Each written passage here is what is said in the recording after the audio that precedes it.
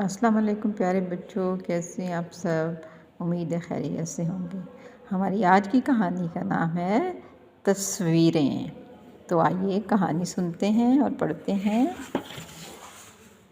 साजिद हर जगह तस्वीरें बना डालता। दरवाजे पर तस्वीरें, ये देखिए साजिद दरवाजे पर तस्वीरें बना रहा है। दीवार पर तस्वीरें, दीवार पर तस्वीरें बना रहा है साजिद। अम्मा परेशान थी। देखें अम्मा को, अम्मा कितनी परेशान लग रही हैं। अम्मा परेशान थी। अब्बा तंग आ गए थे। अब्बा ने एक तरकीब सोची। अब्बा ने एक तरकीब सोची। अब्बा साजिद को समंदर के किनारे ले गए। साजिद ने रेत पर खूब सारी तस्वीरें बनाईं।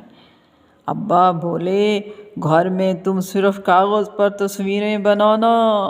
तो बच्चों, ये थी हमारी आज की कहानी।